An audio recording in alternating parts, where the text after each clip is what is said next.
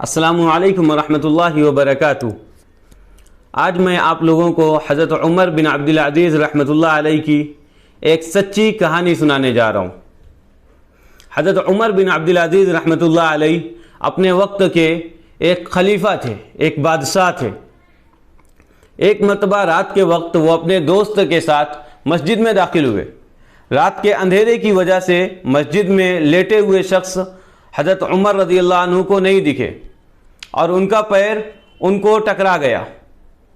تو جو شخص مسجد میں لیٹے ہوئے تھے انہوں نے غصے میں کہا، حل انت حمار، کیا آپ گدھے ہو؟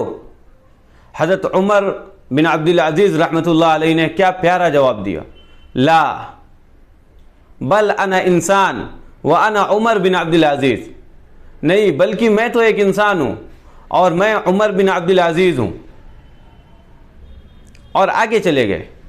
جو ان کے ساتھ میں تھے انہوں نے کہا، اس نے آپ کو گدھا کہا ہے، آپ خلیفہ ہو، بادشاہ ہو، آپ چاہو تو انہیں ایک سخت سزا دو۔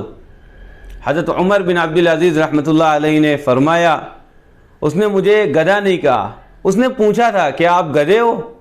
تو میں نے اس کو بتا دیا میں گدھا نہیں ہوں، میں انسان ہوں۔ تو اگر وہ چاہتے تو وہاں پہ ایک بڑا جھگڑا ہو سکتا تھا۔ تو آج ہمیں اس سے یہ سیکھنا چاہیے کہ ہم بڑے بڑے جھگڑوں کو کیسے ختم کریں۔ ہم آج کل باتوں باتوں سے جھگڑتے ہیں اور پھر پتہ نہیں ہمارے جھگڑے کہاں تک پہنچ جاتے ہیں۔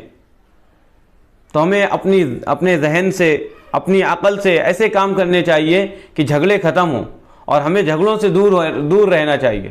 السلام علیکم ورحمۃ اللہ۔